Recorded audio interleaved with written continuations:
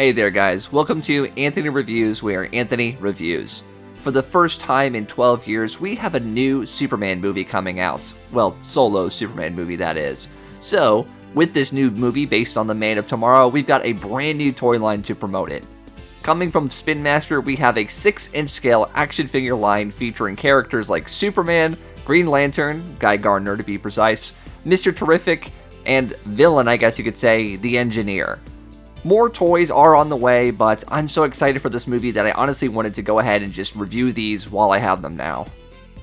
I'm not overly familiar with the Spin Master DC toy line.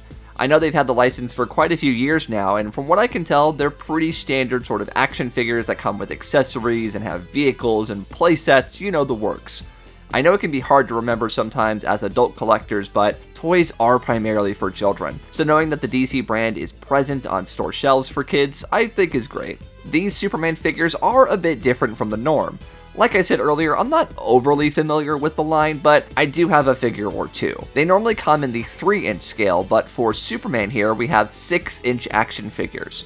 I'm not sure what the reason is behind this change in scale, but it does go in line with many other toy lines such as ones from Hasbro, with their Marvel or even Power Rangers lines. It is kind of reminiscent of what Mattel was doing in the sort of last few years of their DC license. The designs for this movie have been divisive to say the least. While many have fallen in love with the look of Superman, it hasn't worked for everyone. The same can be said for the Justice Gang, yes, that's what they're called by the way. While Mr. Terrific himself looks pulled straight from the comic books, Guy Gardner looks far more like a palette swap. From what we can tell, these heroes are part of a corporate superhero team run by Maxwell Lord, played by Sean Gunn in the film. And if you're a company-owned superhero team, you're gonna have uniforms. Me personally, I have no issue with these.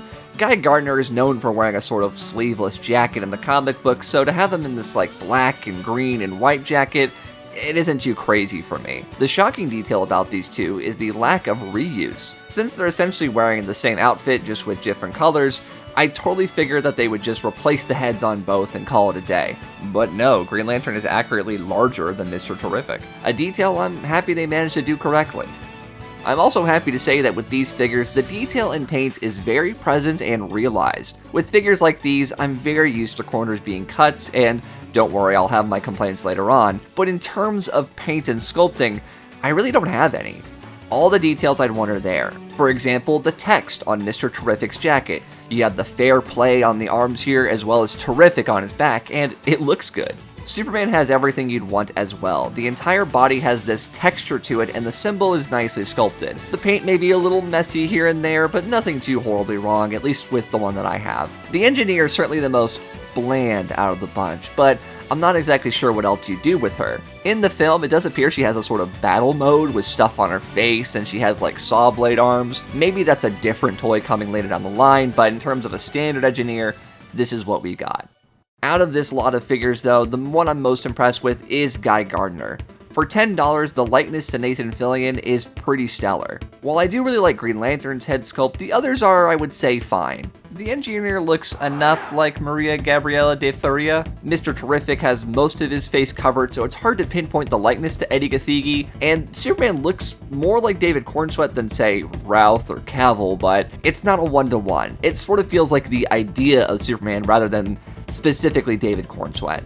The head is also a bit low on the neck, kind of giving him sort of a wide-shouldered no-neck feel, which is a bit odd-looking. Another unique thing about Superman is, of course, the cape, which is fabric on this Superman figure. I know the debate on whether figures should have fabric capes or plastic capes has existed for generations and will continue on until the end of time, but for this figure, I have to say I like the cape. It sits nicely on his back, and when you whoosh him around like this, it has a nice flow to it. The way that it's connected to Superman is pretty interesting. It sort of connects in 3 different ways. You have 2 on the top of the shoulders and then 1 in the back there.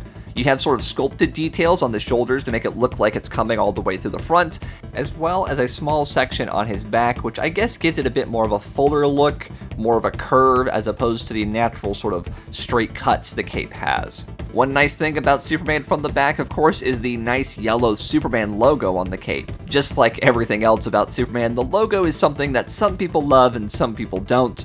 For me, though, I do like it, and I think it looks good here.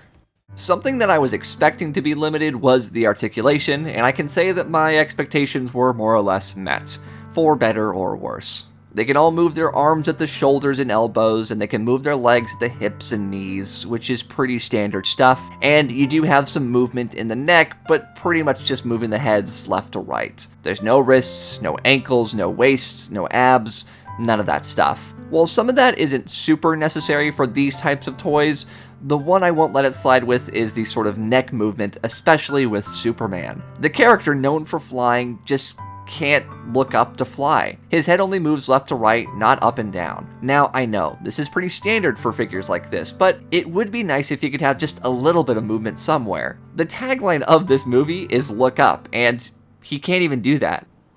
Let's talk about the accessories, and well, there aren't any. I won't lie, that's a bit disappointing to me. There are other figures for the Superman movie that have sort of battle action features to them that will have accessories. Characters like Green Lantern and Mr. Terrific come with their constructs and T-spheres, you squeeze their legs and their arms flail about.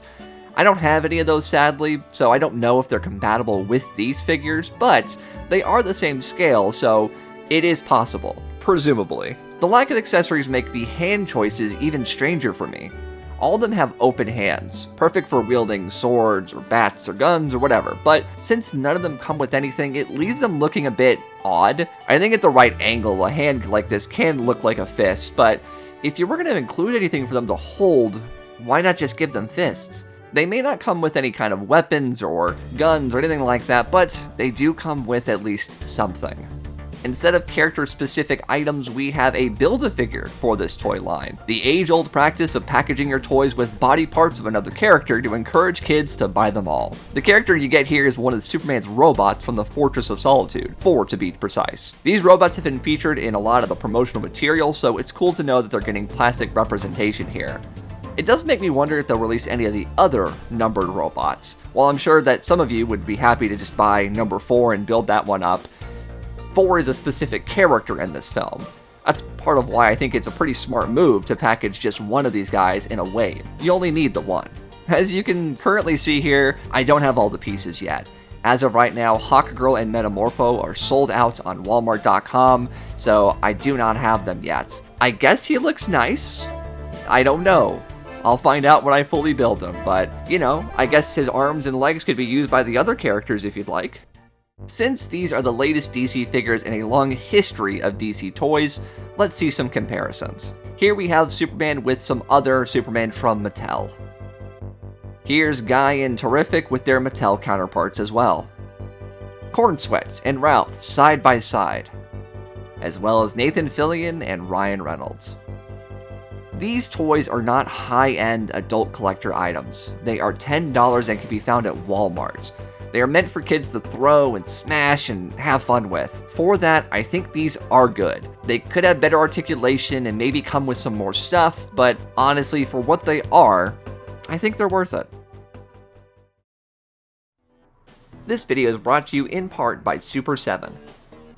If you're a fan of things from the 80s, 90s, or even today, why not check out Super 7? They've got action figures, apparel, and so much more for your collecting needs. Click the link down in the description below to check out super7.com today. Thank you guys for watching my review of some of the new Spin Master Superman figures. I think these are a lot of fun. You know, they're simple, you know, there's not a whole lot to them, but I think they get the job done. Let me know what you guys think of these figures down in the comments below. Do you think there's going to be a bigger range of characters that they'll make, like Lex Luthor and Ultraman, of course? There's a whole bunch of stuff that's coming out for this movie, and, you know, maybe if this video does well, I'll look at some more, like that Hawkgirl, like Metamorpho. There's that Kaiju toy that looks really exciting, so we'll see how it goes.